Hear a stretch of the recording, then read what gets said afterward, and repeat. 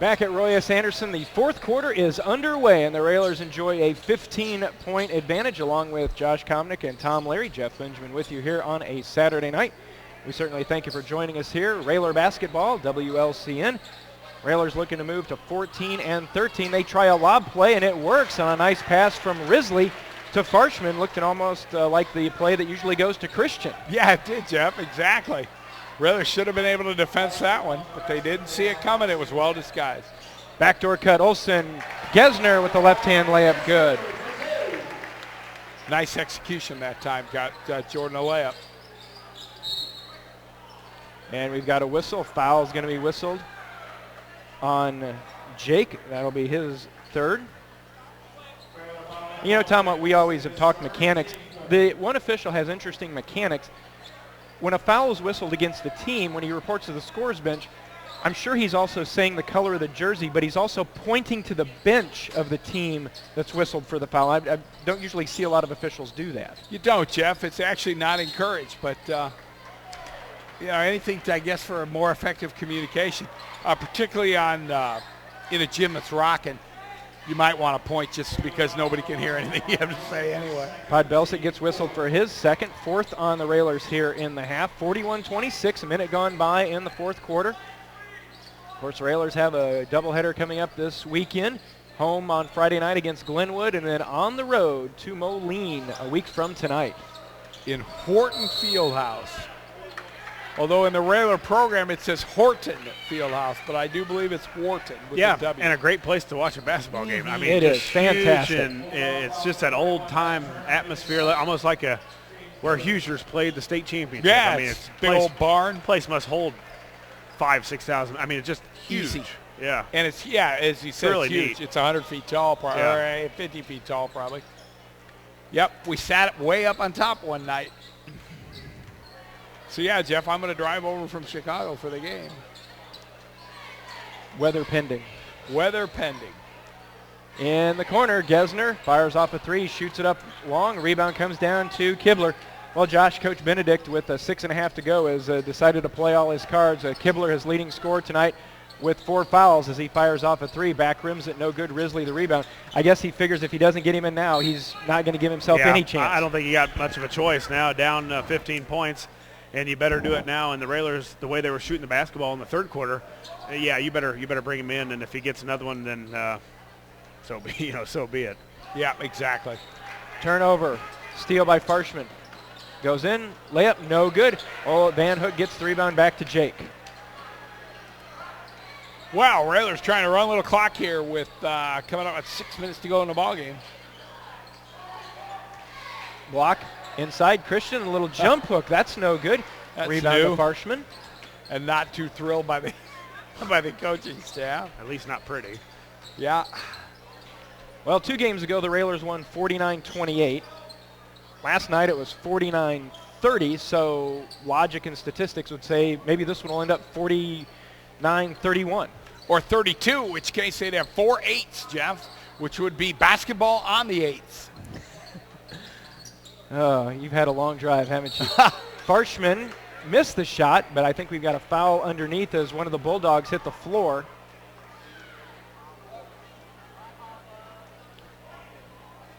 Foul's going to be whistled on Christian, only his second. Bolby, Kirby back in. Gesner and Van Hook will head to the Railer bench. Good night for both. Nobody was great tonight, but everybody's been real solid. Inbound to Harriman. Yeah, Max has hardly played any in this second half, too. His ankle must be pretty sore. Yeah, because scorers generally like these kind of games, Josh. Get up a few extra shots. Kibler, top of the key. 3. Wow. That's no good. Rebound comes down. Mahomet to Farshman. 5 minutes to go. Railers still up by 15. Had been doing a pretty good job on the boards in here lately in the last couple of possessions. Can't buy a rebound. There we go. Farshman turns from 15 and leaves it short. Rebound to block. Gets it to Kirby. Austin, nobody gets in his way, so he takes it down the lane. Tried a little hook pass to Bolby, but it's tipped away and taken away by the Bulldogs. Harriman on the left side is going to go up against Gavin, and an offensive foul. Gavin got one on this side of the lane.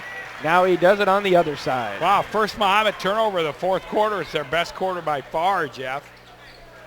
Gavin did a nice job. His defender just overcommitted, and the Railers draw a charging foul. He's close to double digits this year, charges. Yeah. You know, I think he's at least somewhere around 8. Yeah, he's a tough kid, Josh. He's going to be somebody good to build a front line around over the next couple of years. Olsen over to the freshman. Now to Olsen. 4.5 to go in the contest. Railers still up 41-26, 15-point advantage. Olsen in the corner. Railers working around the perimeter. Gavin had an open look, didn't take it. Gets it back to Olsen. Olsen spins at the free throw line. Now to Bolby. Belsic goes baseline. Nice quick move and had it rejected away. Nice defense by the Bulldogs. Still a good intent. It went right to the basket.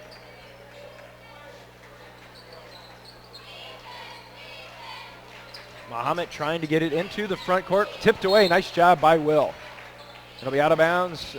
Bulldogs will inbound right in front of the scorer's bench. Well, it didn't look like it. You guys might have saw, but it was barely much of a fingernail. It looked like if Podbelsic got any kind of the ball. Yeah. Double team, and then a timeout's going to be taken by Coach Benedict. 3:57 to go in our contest, 41-26. They're taking time. We will as well. We'll be back in 30 seconds with more Lincoln Railer basketball. Anderson, timeout been taken by Mahomet-Seymour. They find themselves down 41-26. 3:57 to go in our contest.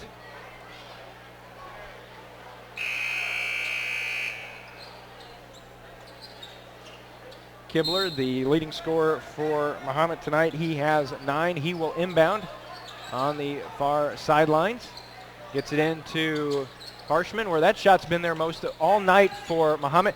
Bolby does a great job saving it inbounds and gets it to Olsen. Yeah. Nice hustle by Edwards. Great job of Bolby fighting, and finally was able to break through that line and come up with, didn't get the rebound, but got the tip out to the Railers, and Jake was able to secure it. I tell you, as hard as he hit the padding on this wall, there may be a dent in that padding. He really laid into it. 30-second timeout taken by the Railers. And, Josh, we were there last night. The Railers, of course, up by 15. And unless something drastically changes, looks like they should pick up the win here tonight. But it just hasn't seemed as tight as it was last night.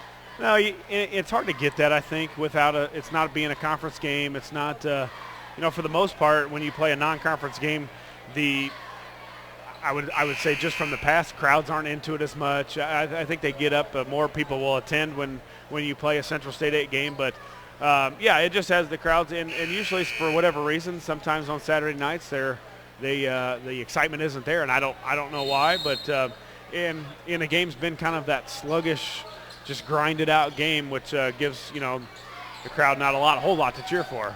Reminds me of a morning game in a tournament, Jeff. Right. A few more people, but the same kind of atmosphere. Foul's going to be whistled. I think they get Clapper on that. That's his third. It'd be interesting to see that even the student section has gone to their seats. Yeah. But the last time they did this, when it got to 1 minute to go in the game, they all stood up at the same time and started cheering like, the state title was 30 seconds away. Kirby on the right wing, hands back to block. Gavin takes it down the lane. The finger roll will go, and he'll go to the line. When you're not making jump shots, the next thing you got to do is take that thing to the hoop, and that's what Gavin did. Yep, he, and he went strong too. He's been having a little trouble getting around his guy, and that time he kind of worked off a pick and off the shovel pass and did a good job of turning the corner, and he had one thing on his mind, and that was getting to the rim. Gavin's free throw on the way, up and good. 44-26. Railers now up by 18. Herman's going to take it in, dumps it over to Farshman. He throws it off the glass, won't go down. He'll be shooting two. And Jeff, with the way the IHSA is, who knows? We may be playing in these guys regional next year. You can shuffle around, quite a bit. It seems like, though, lately in the last 3 years, we've been pretty much stuck on the Decatur area. Yep, Decatur back here, and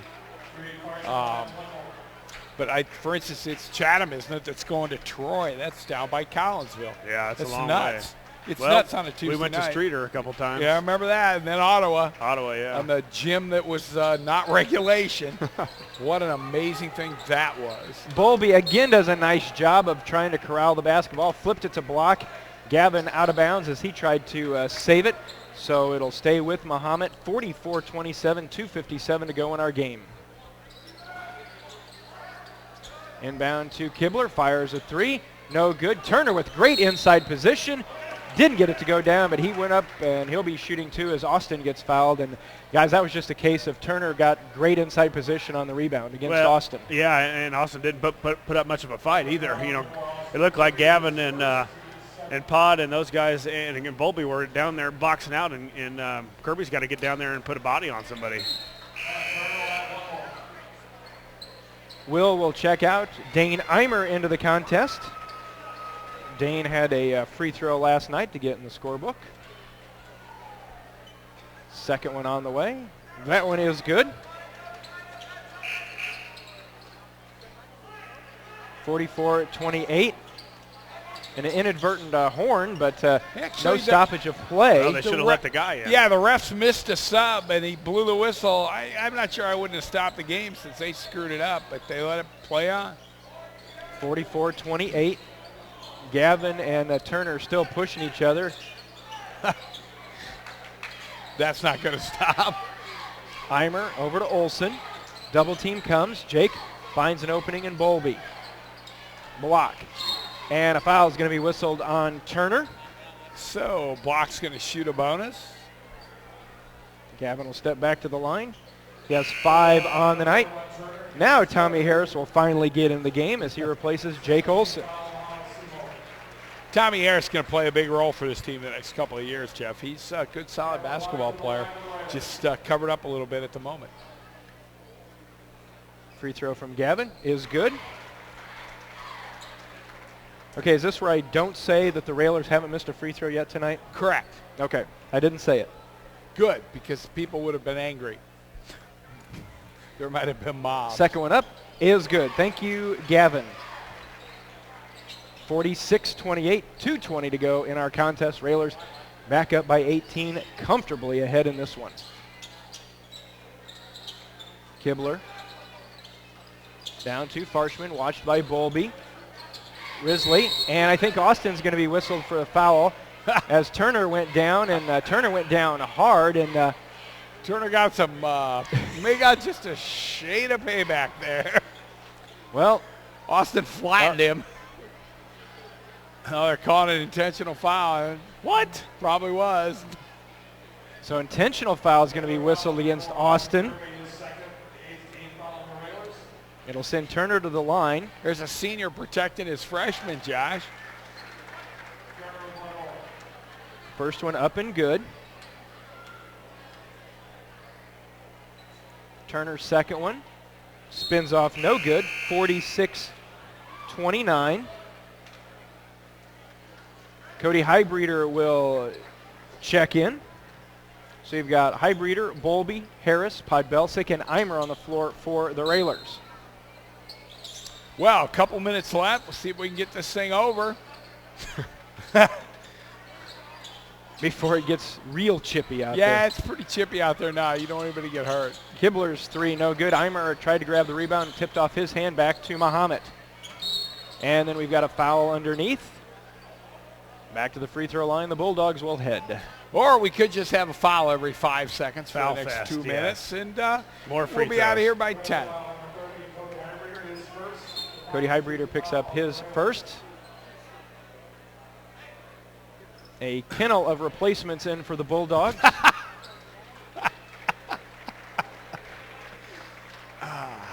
Sorry.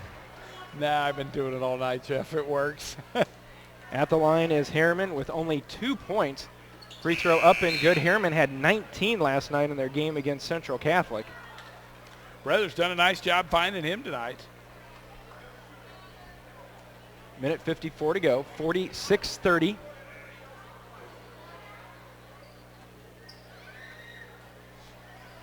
Harriman, the 6'3" junior. Second one up, good as well. And his reward for making free throws, he's You're out done. for the rest of the game. You're done. Got to think if it was me, I probably would have missed that one on purpose. Stay in there for a couple more minutes. Maybe I can get one more shot. Exactly. Eimer to Highbreeder. Cody gets it back to Eimer.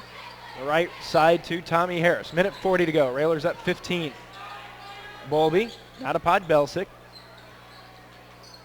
Well, Mahomet's playing it straight up and they're trying not to foul, so that's good. The Railers turn it over. It's the 8th turnover of the game for the Railers against 16 for Mahomet.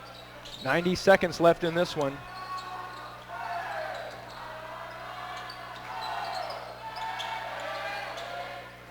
Lob down low. Travel. Setting up for a 3. It's on the way. It spins off no good. And Podbelsic's going to be whistled for a foul as he body blocked Kyle Ozier to the ground. Pod picking up his 3rd. So Ozier will go to the line shooting 2, the 6'2" junior. And they just whistled a free throw violation against the shooter, so it cancels out the first free throw. Got like that. He got, according to this official on this side, he got the ball and then he stepped onto the line. Once a year you see that, maybe. Yeah. Second one, that's no good. Cody does a nice job staying in bounds as he walks the tightrope. Unless I was reffing your game and I looked for that call. Yeah, normally you don't look. Yeah. Tommy from the corner for 3, left it short, ball on the ground. Fighting for it, tipped around. Over by the Railer bench, and they're going to say knocked out of bounds by the Railers. Well, a very workmanlike effort tonight. The Railers start out, got a lead, went a little flat in the first quarter, and then came back strong in the second on 4 of 7 3-point shooting. Put it away right there, Jeff. And it's been a great effort for the Railers, and they're over 500. Yeah, since, the Eaton Electrical round robin tournament. Yeah. Steal by Podbelsic. Will's going to take it in with the nice layup, and it's good.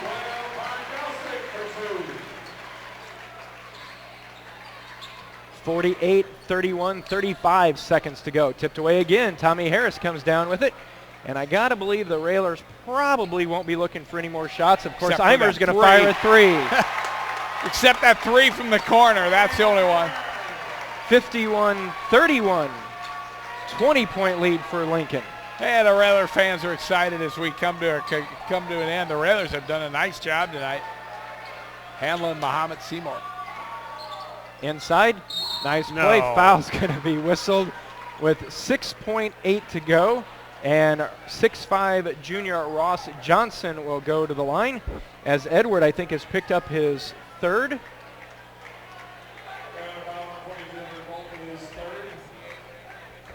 So Johnson at the line. First free throw is good.